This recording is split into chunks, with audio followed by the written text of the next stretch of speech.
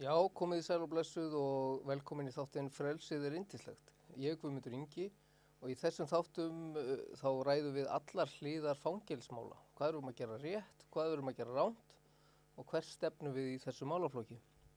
Í þættinum í dag ætlum við að ræða aðstandendur fanga, hvernig þau upplifa fangelskerfið.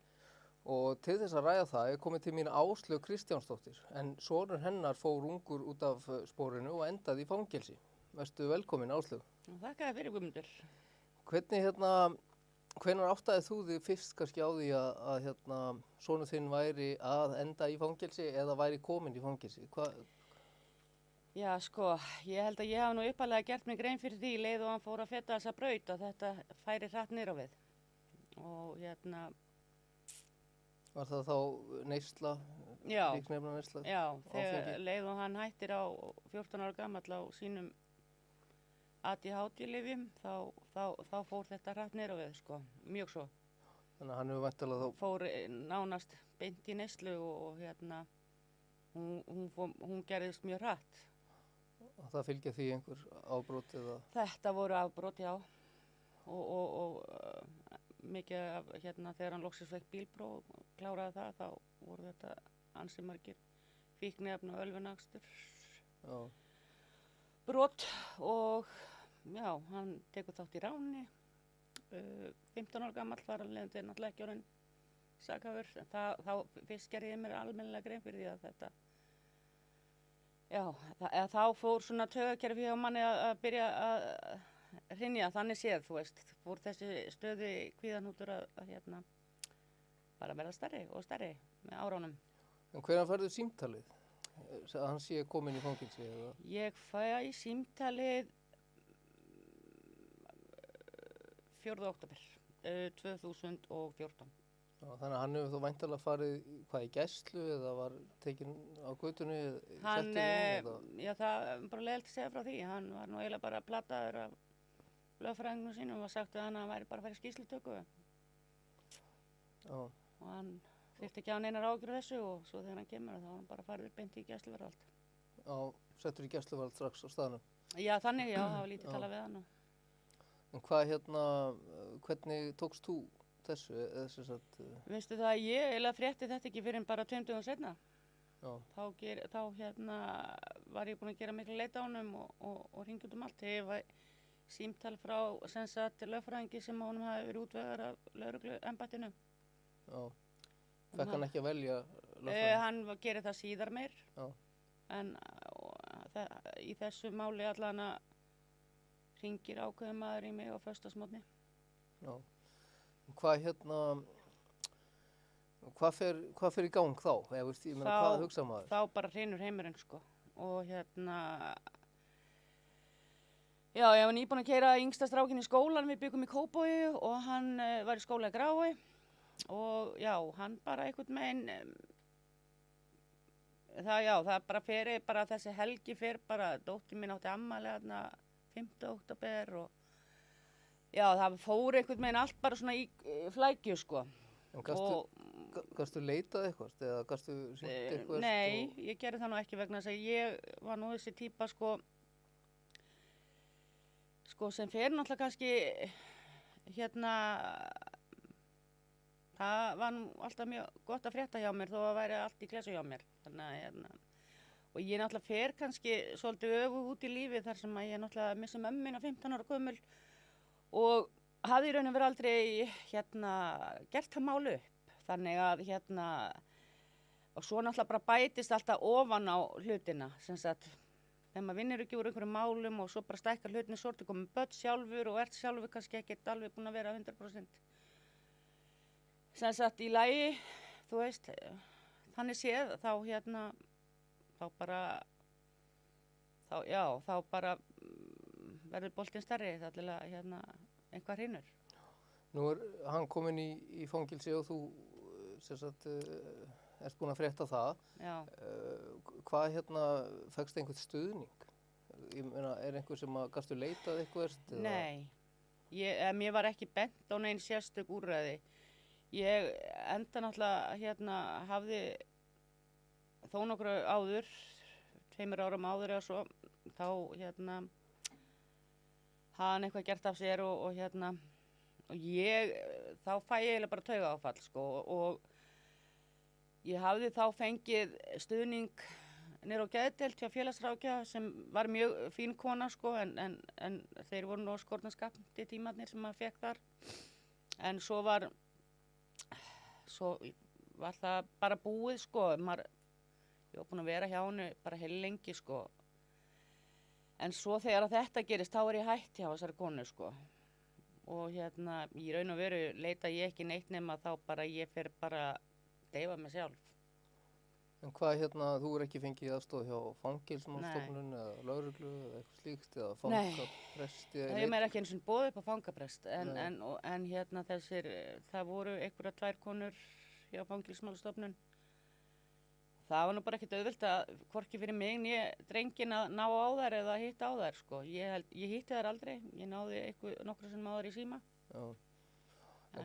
Og ég veit til þess að hann var búinn að óska eftir viðtölum við þar þegar hann vissi að þær var að koma á þá stofnun sem hann væri á og það var ekki stundum hægt vegna annað hjá þeim, því það náttúrulega margir bitan að vilja. Já, já. En hvernig hvernig upplifir þú að honum líði í fangelsi þegar hann kominn í fangelsi? Ég sá þá í raun og veru strákinn sem ég þekkti. Hann var bara skítrættur. Það bara eitt orði við það. Hann var bara skítrættur og gerir sér alveg grein fyrir hvert hann búinn að koma sér. Og vissi það náttúrulega að hann þyrfti bara að taka út sinn dóm því hann væri náttúrulega búinn að gera þessa hluti. Það var náttúrulega ástæða fyrir því að hann komið þangað. Og en eina sem ég sá og hann viðurkenndi fyrir mér að hann var skítrættur. En hvað svo hann kominn þarna inn og hvað gert eitthvað plan með honum fangavistina? Ekki neitt. Ekkert plan? Ekkert plan. En hvernig ákvað hann hvaða stefnu tók hann? Heyrðu, hann, ég fæ hann nú mjög fljótlega fluttan frá Litla-Hrauni inn á Kvíabryggju. Þá sá ég nú á honum og heyrði á honum að hann vildi breyta stefnu. Já, fór hann í nám? Hann fór í fjölbrautaskólann þarna á Grundarfirði eða þarna, ég man nú ekki alveg hvað hann heitir. Tröllaskaga eða eitthvað. Nei, ég man ekkert hvað hann heitir.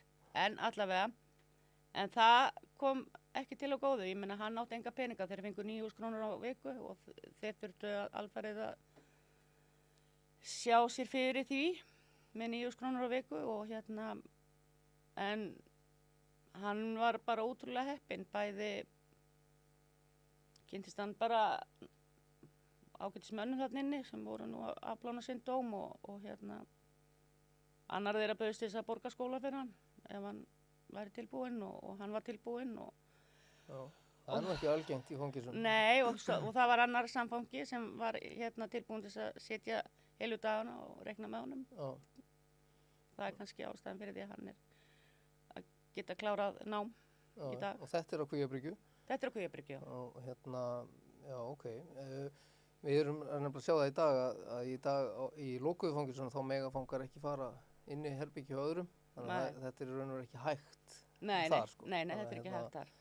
En, ok, fór hann í meðferð í fangelsinu eða? Sko, nei, þetta náttúrulega gekk aðeins brösulega hjá honum, sko.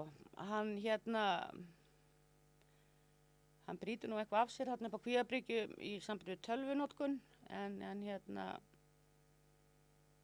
en ég varð ekki sátt við það vegna þess að þetta var fyrsta brotið hans og honum var hent beint upp á Litla-Hraun og ég náði engu sambandi við Fangelsismálastofnun og svöruðu hvorki pósti frá mér eða bróður mínum. Þannig að við kærðum það Fangelsismálastofnun til innanríkisráðuneytið og þar af leiðandi fengum við hann fluttan upp á Sogn í framhaldinu af því. Þar gekk mjög vel og hann fekk vinnu utan fangelsis, var þarna einhvers staðar á einhverju rófu búi þarna í Hveragerði. En brýtur aftur af sér. Hann fundu sterar í honum. Þannig að hann fer upp á Litla-Hraun, klárar dóminn sem þar á meðferðargangi. Já. Og ég held að það, sem sagt, einu starfsmennin í Fangelsismálastofnunar sem ég gat átt eðlileg samskipti við og var mjög indæl kona, það var Margrét Frímannsdóttir og Jón Þór á meðferðarganginum. Hann sem sagt, ég átti nokkuð spjall við hann eftir hann kom þangað upp til og þá svona fór maður aðeins að róast af því Jón Þór var nokkuð viss það að hann væri tilbúinn. Já. Jón Þór er ennþá meðferðarfulltrúi á Litla-Hrauni. Hvað þannig að hann hann fer í gegnum lokað fangelsi, opin fangelsi, aftur er lokað, svo fer hann á vernd. Já, þá kemur Bobbi bátinn, sko. Okay. Þá er hann náttúrulega ekki á endurhæfingarlífeyri, hann er ekki á styrk frá PLO. En mér finnst það svolítið vanta í það að gera þeim grein fyrir því og vinna með þeim áður fara út úr fangelsunum inn á vernd. Einhvers staðar þurfa að koma peninga til þess að borga leiguna þar. Já. Og ég meina, svona strákar fá ekki vinnu bara eittir á bingo einhvers staðar. Nei, þannig að þið finnst vanta svona kannski að það komi einhvers konar félagsráðgjafar eða eitthvað að vinna með þeim. Já, vinni með þeim og gera einhver plön sem sagt þannig að þeir allan að, ég meina minn var ekki einu sinni í samfélagsþjónustu, hann var í bara svona sjálfboðavinnu hjá Samhjálp í kaffistofunni, fór þar bara til þess að vera í rútínu, fór 9 á mótnana til 1 á daginn, til þess að vera ekki bara að hanga og gera ekki neitt. Það er náttúrulega þess, sko, til að komast á vernd þá þarft að vera að vinna eða í námi og ef þú ert ekki með vinnu eða í námi þá er búið að fara í samfélagsþjónustu. Já, í raun og veru. En hann náttúrulega fær ekki tekjur þar. Hann fær ekki tekjur þar. Og en það sem verður honum til haps, að hann hittir gamlan vinn minn, ótrúlega góðan dreng sem er nú sjálfur búinn að fara, sem sagt, er edrú maður í dag og þeir kynnast á aðfundi og hafðu kynnst í meðferð áður og hann einhvern veginn bara tekur drenginn upp á sína arma. Rettar honum húsnæði, hann kemur að vendinni, rettar honum vinnu og hann er náttúrulega bara að klára málarann núna í maí og stefnir beint á að fara í meistarann og það er bara þessum mann að þakka. Hann gat fengið vinnu, þekkti einhverja málara sem voru tilbúnir að treysta honum og veit honum vinnu. Já. Þegar hann er að losna, var þá komið ökklaband eða? Já, hann fer á ökklaband eftir hann er búinn á vendinni. Býr þá í húsnæði sem þessi maður hafði reddað honum. Hvernig fannst þér hann að vera þegar hann var komin á ökklaband? Hann var alveg ótrúlega sannfærður og alltaf, hann hefur alveg frá því hann kom á vendina, þá hef ég hef í raun og verið varla haft áhyggjur af honum síðan, sko. Auðvitað var þetta rosalega erfitt þegar ég vissi að hann var að koma út, sko, af því að hann átti mikið af vinum sem voru ennþá í neyslu og hann viðurkenndi alveg þegar hann var komin út, hann var svolítið einmana. En þá var náttúrulega bara máli fyrir hann að drífa svo aðfundi og kynnast bara nýju fólki sem hafði aðra stefnu í lífinu. Já. Þannig að sko, þú nærði alveg að fylgjast með honum allt þetta ferli, það er að segja... Já, ég stend með honum alla leið. Nei, ég meina, já, þú getur fylgst með honum. Hann er í góðu sambandi við þig. Já, hann er það og ég vildi bara hafa það þannig líka. Hvernig upplifir þú svona fangelsiskerfið eins og það var þegar hann var í fangelsi? Ég upplifiði bara svona... ég upplifði nánast ekkert vegna þess að það var ekkert að frétta og það sem mér finnst vanta inn í þetta að það er ekkert allir foreldrar sem eru bara hreinlega bara höndlaða þegar svona er komið fyrir börnin sín og það vantar alla hjálp. Mér fannst ég svolítið rekast á veggi og ég var náttúrulega bara einstæð móðir og það er svolítið dýrt að fara til sálfræðings og borga 15 skallir í tíman og þannig að það er ekkert svoleiðis í boði á vegum Fangelsismálastofnunar eða einhverju sem viðkemur því sem er eitthvað svona teymi sem gæti gripið Já, Þetta er svo miklu meira heldur en kannski bara mamman eða pappin, þetta eru systkin, þetta eru afar og ömmur, þetta eru frænkur, frændur. Þetta er bara svo ótrúlega, ég bara þekki fullt af fólki sem sko bara, já, hafa farið bara átt ótrúlega erfitt. Já, nú bara... Hverju myndirðu vilja breyta? Ég vildi bara breyta því að foreldrarnir gæti líka kannski leita sér, fengið einhverja ráðgjöf kannski frá Fangelsismálastofnun, hvert væri best að leita og hvert væri best að, þú veist, já, bara til þess að fá viðeigandi hjálp. Já. En ég fór bara að deyfa mig og ég var, þú veist, bara fekk mér á hverjum degi og bjór á hverju kvöldi til þess að ég geti sofnað. En fannst þér til dæmis, það hefði verið hægt að grípa fyrir inn í fangelsinu varðandi vinnu, nám, Já, sko verknám málið er það, og slíkt, mér finnst náttúrulega bara að í fyrsta lagi ef þetta á að vera eitthvað betrun í fangelsum, að þá þarf náttúrulega að koma inn í til dæmis eitthvað í samtöfum með skólana og þeir fara ekkert í skóla með 9.000 krónur á viku, það gefur bara augaleið. Já, já. Og það eru ekki allir þessi drengir eða konur eða þetta, bara fólk sem lendir í fangelsum. Þetta er ekkert alltaf komið, það er aðstandendur hafa ekkert alltaf efna að borga brúsan fyrir það. Nei. En hvað hverjar hafa verið svona helstu áskoranir fyrir hann að koma út? Nú hefur hann væntanlega verið með einhverjar sektir eða málskostnað á bakinu, jafnvel eitthvað Hann annað. var með rosalega kostnað á bakinu og það sem mér fannst verst af öllu var að hann átti litla stelpu að og ég var búin að treysta Fangelsismálastofnun fyrir því að senda innheimtustofnun sveitarfélag bara staðfestingu á því að hann væri í fangelsi upp á meðlagið og annað. Það var ekki gert því hann var í rosalegri skuld og er ennþá held ég að klára að borga það. Já. Ennþá daginn daga því að hann borgar náttúrulega meðlag með stelpun og svo hann var að borga 1,5 meðlag til þess að jafna það út. Svo var hann náttúrulega með himinháa sektir í öllu öðru sko, lögreglan og... Hefur ekkert verið hægt að semja um þetta eða halda þeir honum bara í? Ég veit ekki alveg hvernig þetta endaði en hann var mikið að spája að lýsa þessi gjaldþrota bara. Já. En hvar er hann staddur í dag? Hann er bara ótrúlega flottur og náð ótrúlega bata. Hann hefur einhvern veginn sýnt að síðan hann kom út að hann náttúrulega var heppinn og það er ekkert allir drengir sem eru svona heppnir að hitta bara einhvern gamlan vin, mömmu sinnar eða pappa sem bara taka utan um þá og leiðbeina þeim í gegnum lífið, þú veist, og redda þeim vinnu og húsnæði og ég held að hann er bara ótrúlega góðum stað, hann á kærustu og hann er ótrúlega góður pappi sinni barninu sínu sem hann náttúrulega gerði ekki áður en hann fór í fangelsi og hann sinni vinnunni, vinnur mikið, komið sitt eigi fyrirtæki, er að klára málaran og stefnir bara á því að fara í meistarann og Hvað en eitt sem að kannski mér langaði að ræða, fordómar í samfélaginu gagnvart sko bæði í raun og veru föngum og jafnvel aðstandendum líka.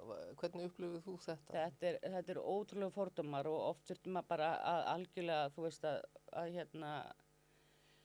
bara fyrst þegar maður kom í fangelsi þá þurfti ég bara að hafa maður alla við bara til þess að mega fara í vinnu og mega fara til búð sko. Að mér fannst bara einhvern veginn, þú veist, fordómarnir eru ótrúlega miklir og þetta er alltaf verið þetta, finnst mér svona látið líta út eins og já, það kemur rosa held í sjálfsökun hjá foreldrum sem eiga börn sem fara þessa braut, sjálfsásökun og finnst þetta yfirleitt það bara ég held ég eina sem komist að hjá aðstandum og fólki í kring, það er bara, finnst öllum að vera þeim að kenna en það er bara ekki þannig. Þetta eru einstaklingar sem taka þá ákvörðun kannski að byrja að nota einhver fíkniefni og en auðvitað, þú veist, ég er alveg ótrúlega þoli ég ekki þegar að fólk er að kommenta eitthvað á samfélagsmiðlum sem hefur ekki hugmyndum hvað er í gangi. Ég lendi einu sinni í því, ég skrifaði rosa pistil á Facebook og hann var nú út frá því var ég beðin viðtal í DFF, þá hafi verið að niðurlega ungt par sem hafi verið tekið í Brasilíu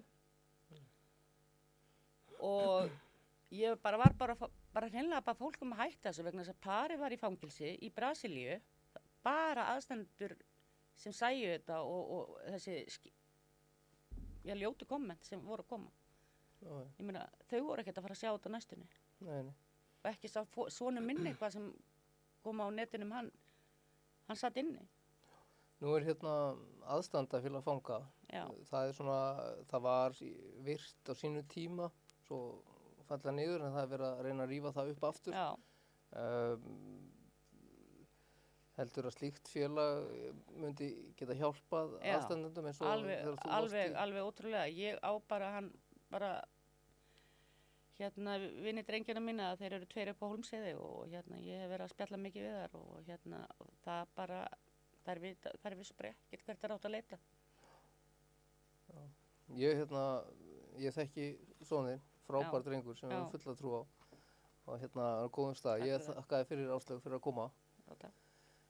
Og ég þakka ykkur fyrir að hlusta. Við sjáumst í næsta þætti.